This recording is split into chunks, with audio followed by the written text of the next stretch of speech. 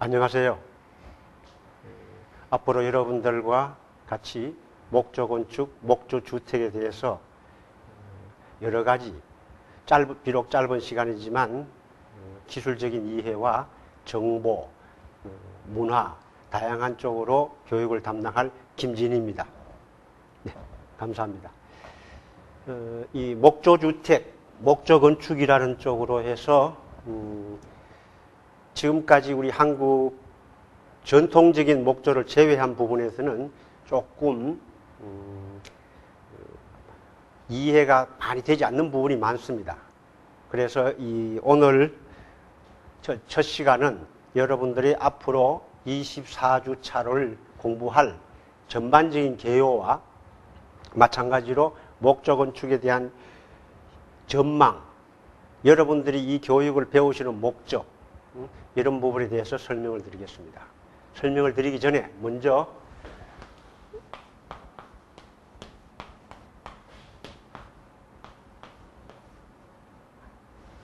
저에 대한 소개를 하겠습니다. 저 김진희입니다. 제가 이 목조를 하게 된 동기부터가 저는 이 목조라는 부분과 나무라는 부분과 약 40년의 인연이 있습니다. 그 40년이라는 것은 제가 건축학도로서 시작했는 것부터 해서 지금 이 시간까지 이 목조와 인연을 갖고 살아오고 있는 사람입니다. 그 중에서 이 목조라는 부분은 제 인생에서의 마찬가지로 이 나무라는 부분이 바로 우리 사람의 생활과, 죄송합니다. 한문을 좀 잘 못 쓰면서 한문을 쓰고 있는데, 사람의 생활과 이 나무에 자라는 것과 똑같은 연관이 있기 때문에 제가 이 목조를 더 좋아하고 사랑했는지 모릅니다. 우리는 이 나무라는 이 건축적인 소재와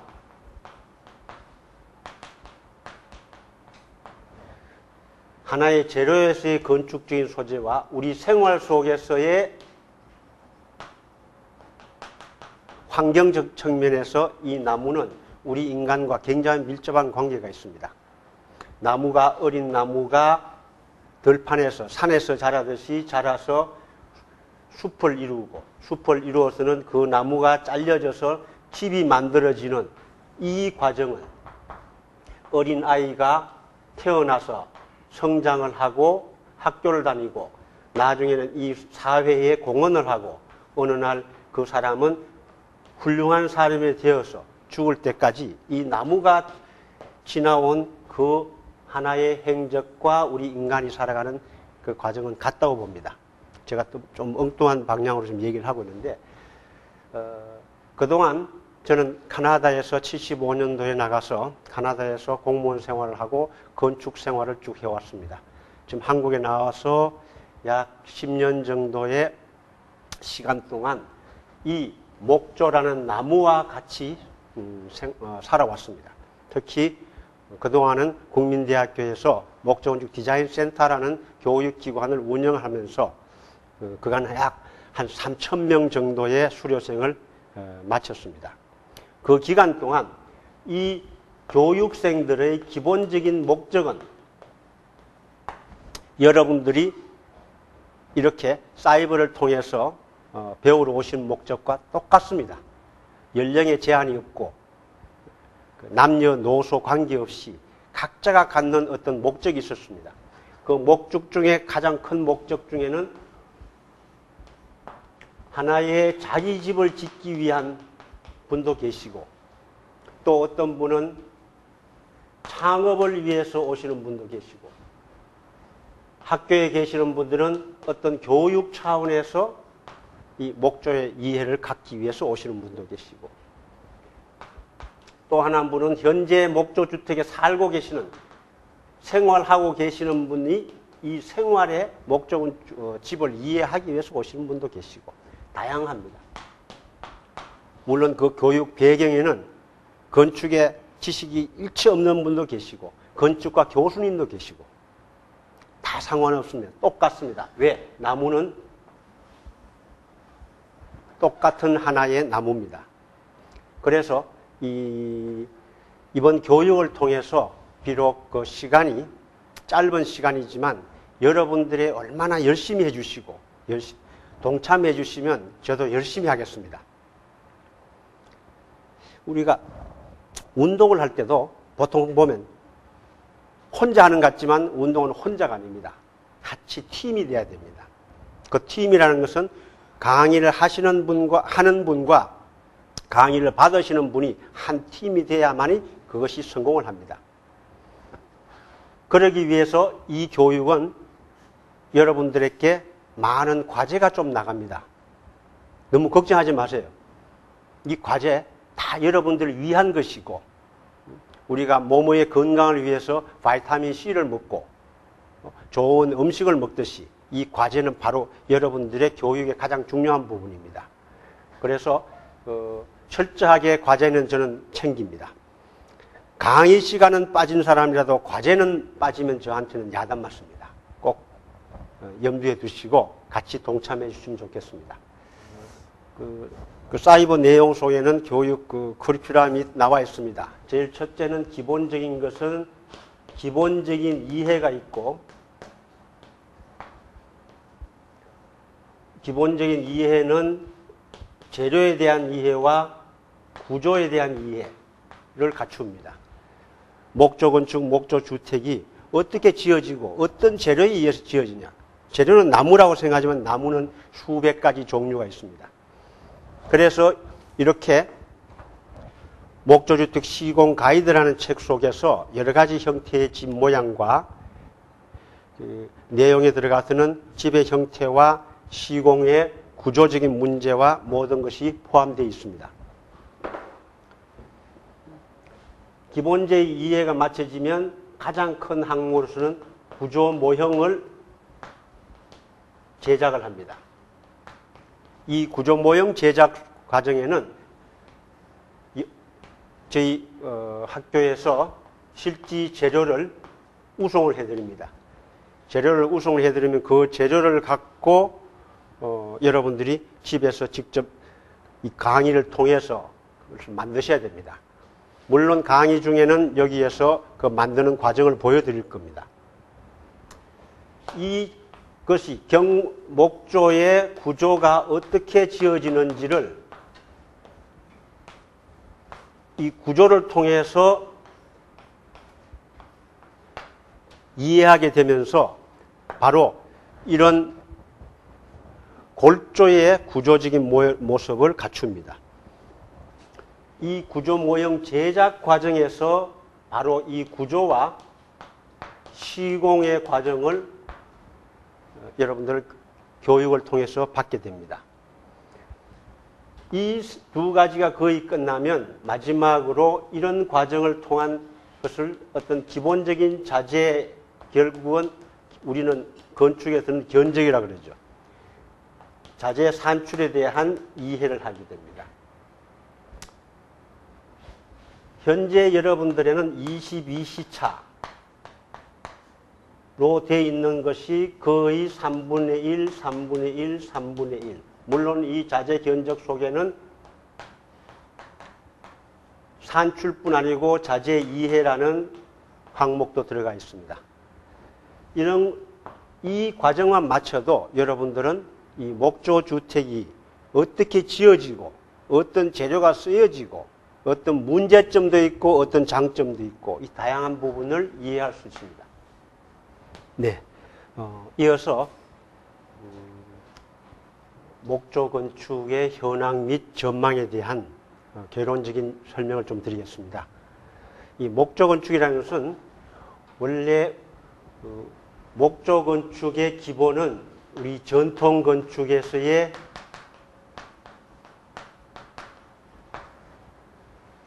우리 한국에서는 수백 년 동안 내려온 부석사의 무량수전처럼 오래된 건물, 다양한 경복궁, 각종 건물이 우리 전통 건축이 다 목조였습니다. 그렇지만 일제시대와 6.25를 거치면서 우리는 이 목조 전통 건축이 거의 사라지고 이것이 하나의 산업화로 형성되면서 콘크리트 문화로 바뀌어버렸습니다. 뭐 여러분들 잘 아시지만 우리 주위에는 모든 것이 콘크리트 건물이죠. 그런데 오늘날이라는 것은 저는 국민소득이 10,000불이 넘어선 이후부터 시작해서는 점차적으로 우리 국민들이나 사회적으로 이 목조에 대한 인식이 다시 복원되고 새로운 인식을 갖기 시작했습니다. 그래서 전통 건축은 사찰이나 기념관이나 그렇지 않으면 오래되어 있는 하회 마을이나 이것은 그냥 전통으로서의 존재를 하고 우리의 새로운 집은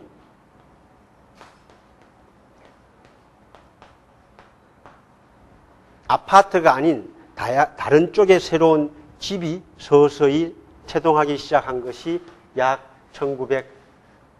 1980년 중반 정도에서 이 목조주택이 우리 주위에 접근하기 시작했습니다. 물론 그 접근 과정도 이것이 어떤 건축가의 선도나 정부의 정책이 아닌 단 하나의 산업에 의해서 이루어지는 외국형 전원주택이 목조주택으로 시작된 것이 약 지금부터 20년쯤 되었습니다. 그 과정에서 초기의 이 목조주택은 15년 전 일산의 정발산 지역의 외국 시공자들이 그냥 목조의 재료를 다 가져와서 그냥 패키지로 짓는 그런 목조주택이 우리의 시초였습니다. 그것이 벌써 15년 이상 20년이 지난 오늘날에는 우리 주위에도 기술자가 양성되었고 건축가들이 새로운 건축물을 목조로 설계하게 되고 많은 발전을 해오고 있습니다. 그러면 지금 2007년이라는 이 시점에서의 우리의 목조주택은 정확한 현재 통계는 없습니다. 통계는 없지만 약 5,000세대 정도가 일반 주택 중에서도 목조로 지어지고 있는 현황입니다. 이 속에는 많은 기술자가 국내 기술자가 공부도 하고 교육을 통해서 배출되기도 하고 훈련도 하고 해서 많은 기술자 양성과 향상이 되어 있는 시점입니다. 그렇지만 아직은 다른 건축에 비해서 콘크리트나 철골에 비해서는 건축사들이 갖고 있는 그 정보나 기술 지혜가 조금 부족한 편입니다.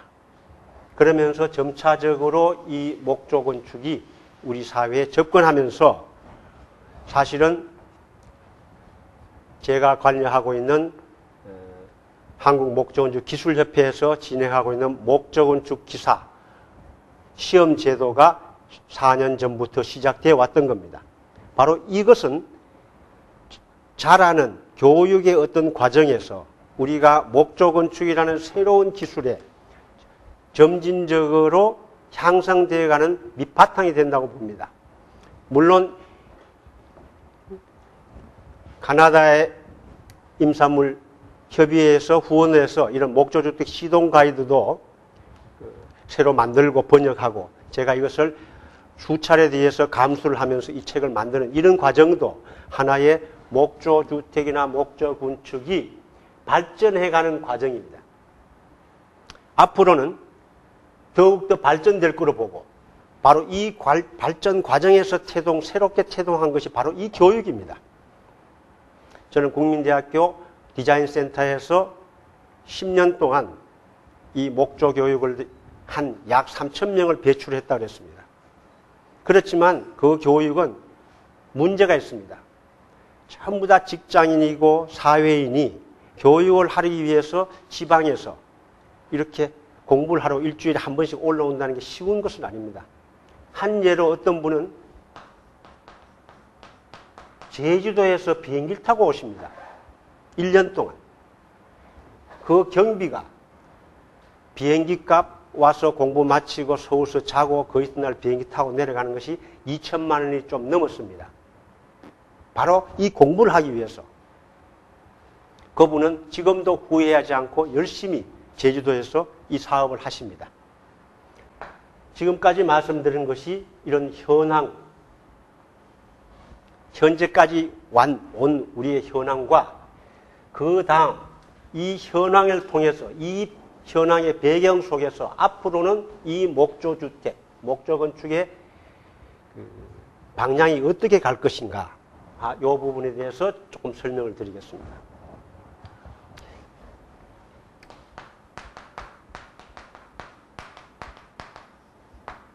목조주택, 보통 이제는 많이 인식되어 있지만 많은 부분은 목조주택, 그건 전원주택이다.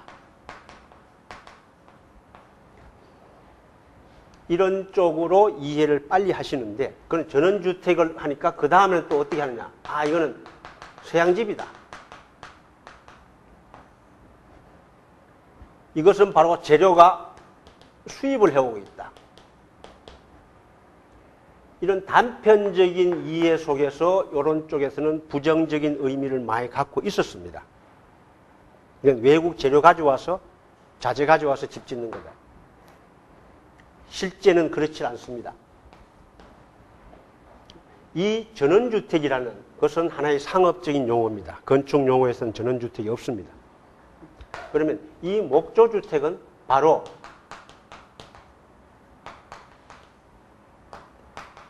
친환경주택이다. 제가 수년 전에 모 방송국의 8시 뉴스에 나가면서 바로 이런 부분이 뉴스에서 발표된 예가 있습니다. 왜냐하면 아파트가 나쁘고 좋고 문제가 아니고 재료적인 측면에서 콘크리트와 콘크리트 속에서 우리가 갖고 있는 다양한 재료는 아토피의 현상을 일으키기도 하고 아돈 현상을 발생시키기도 하고 아돈가스가 나오기도 하고 다양한 이런 부분이 서양 사회에서는 벌써 검증이 돼가지고 우리 생활 속에서는 굉장히 중요한 부분을 차지하고 있습니다. 그래서 그런 부분을 위해서 친환경 소재라는 건축 재료가 이제야 우리 정부에서도 아파트도 바로 친환경 소재에 대한 검증을 하기 시작하고 있습니다. 목조주택은 그 검증이 필요 없이 벌써 그 자체가 그 검증을 거친 집입니다. 그래서 이것이 바로 어떤 의미에서는 건강주택이라는 쪽으로 설명을 하고 있습니다. 제가 카나다에서 카나다 정부에서 한 10년 동안 있으면서 그 설계 실장까지 하면서 있는 부분에서 가장 많은 역할을 한 것은 건강주택입니다. 목조라는 것은 하나의 재료입니다. 그리고 재료를 통해서 나오는, 오늘 여러분들이 앞으로 계속 공부를 하시게 되면 재료를 통해서 나오는 어떤 구조적인 측면과 여러 가지 복합적인 면에서 이 건강주택, 헬시홈이라는 이 프로그램이 카나다에서는 굉장히 큰 힘을 갖고 있습니다. 우리도 이제 점차적으로 이 건강주택이라는 용어들이 우리의 매스컴을 통하든지 책을 통하든지 여러분들 쪽에 보여지기 시작합니다. 특히 노약자나 어린 아이들이나 이런 쪽에서는 이 집은 바로 우리의 의식주 중에서 주에 해당하는 가장 중요한 건강 요소입니다. 음식은 친환경, 유기농 자연 음식을 먹어야 되고, 옷도 이제는 나이론 옷보다 면옷을 입어야 되는, 이것은 지금은 이제는 집을 나이론 집이 아닌, 플라스틱 집이 아닌 친환경 소재의 집 속에 살아야 된다. 그래서 이 부분은, 이 전망이라는 부분은 두 가지 측면에서 우리가 분석을 해볼 수 있습니다. 첫째 하나는 산업적인 측면. 이것은 일반 주택업자나 일반 소비자들이 의해서 요구되는 산업적인 측면이 한 요소입니다.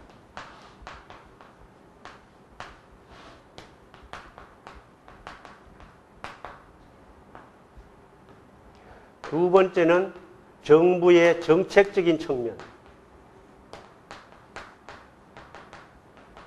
산업적인 측면이라는 것은 지금까지는 전원주택이 작은 그 주택업자에 의해서 한 채, 두 채, 세 채, 크면 12채 이렇게 지어왔습니다. 그렇지만 지금까지 지어진 것은 전원주택이었는데 벌써 몇 년 전부터는 전원주택이 지어지지 않고 전원마을이 지어지고 있다는 것은 여러분들도 잘 아실 겁니다. 전국의 각 지역별로 작은 규모지만 적어도 20, 30채씩 단위로, 마을 단위로 지어지고 있다. 그 좋은 사례로는 여러분들 동백지구라는 걸 아실 겁니다. 동백지구라는 새로운 아파트 신도시가 개발되는 과정에서 약 200세대 가까이 되는 단독주택가 있습니다. 그 단독주택 중에서 1차적으로 지금 42세대, 약 42세대 가량이 목조로 지금 시공되고 있습니다. 여러분들 기회 가지시면 관심 있으면 한번 가보세요. 예쁜 모델 하우스도 있습니다. 다 목조로. 야, 이 집이 참 좋구나. 보시는 분은 다 그렇게 느낍니다. 뭐가 좋으냐? 제가 어떤 분한테 질문했어요. 뭐가 좋냐? 요새 주상복합들 그 모델 전시관에 들어가면 요란합니다. 그것은 하나의 마감에서 좋은 겁니다. 좋은 대리석을 썼고 좋은 벽지를 실크 벽지를 썼고 그렇지만 이 목조주택은 마감 자체보다는 그 갖고 있는 소재에서 느낌을 갖습니다. 그러니까 우리의 전통집들이 보는 전통집에서 느껴지는 것하고 똑같습니다. 전원주택에서 전원마을로 지금 바뀌어지는 산업적인 측면이 앞으로는 굉장히 성장할 거로 봅니다. 정책적인 측면은 작년도에 농림부에서 하는 전국 농촌 전원마을이라는 하나의 지금까지는 전원주택이라면 도시형이었습니다. 그래서 농림부에서 농촌 전원마을이라는 하나의 새로운 정책을 만들었습니다. 약 20호 단위로 이것을 정부에서 일부 지원을 해주고 어떤 개인이든 단체든 건설업자든 마을이든 이렇게 해서 농촌 전원 마을을 형성시키는 하나의 새로운 어떻게 보면 물론 똑같지는 않지만 옛날에 새마을 운동과 비슷한 쪽으로 농촌 마을을 하나의 개조시켜보자 하는 그런 방법입니다. 그 다음에는 현재 대통령 산하에 되어 있는 한국 건축문화 선진화위원회라는 게 있습니다. 거기에서는 건교부에서 직접 파견된 팀장 구성으로 의해서 왜냐하면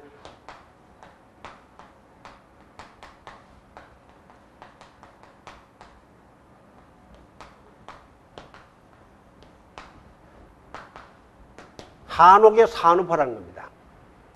지금 여러분들 잘 아시죠? 한류라는 게 있죠.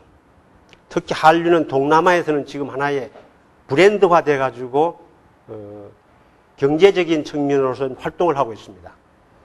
그 한류 중에서 음식도 있고 옷도 있고 음악도 있고 다양한 문화가 있는데 집은 없습니다. 집도 건축도 문화에 해당됩니다. 그래서 이 한옥을 그러면 외국에 팔 수 있느냐? 팔 수가 없습니다. 아무 자료가 없습니다. 그래서 이것을 국내에서부터 이 한옥을 산업화했습니다. 그렇다고 이 한옥이 여러분들이 아시는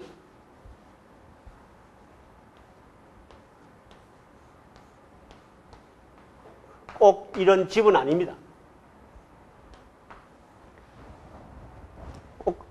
석가래와 대들보가 있는 이것만 있고 한옥은 아닙니다. 여러 가지 형태의 우리 집이라는 새로운 집을 산업화했어요. 산업화라는 건 뭐냐면 바로 보급합니다.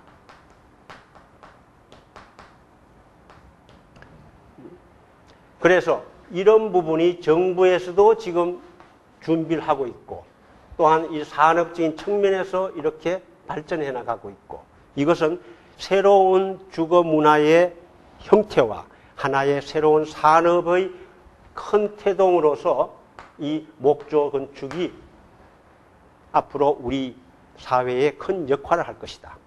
바로 이 부분은 여러분들이 이 교육을 배우는 목적 중에도 하나에 해당이 된다. 젊은 분들은 앞으로 이 교육을 통해서 교육이 모자라면 더 공부를 하시더라도 목조 건축의 이런 전망 속에서 하나의 동성을 할 수 있고 사실은 목조는 꼭 젊은 분들만 해당되는 건 아닙니다. 나이 드신 분들한테는 저는 이것을 은퇴자 창업이라고 합니다. 다음 기회에 교육을 하면서 강의를 하면서 제가 이 은퇴자 창업이라는 것을 설명을 해드리겠습니다. 실제 사례가 있습니다. 그분은 그렇게 살고 계십니다. 지금 70을 보면서도 오늘도 현장에 나가서 햇빛을 받으면서 건강하게 사시는 분이 계세요.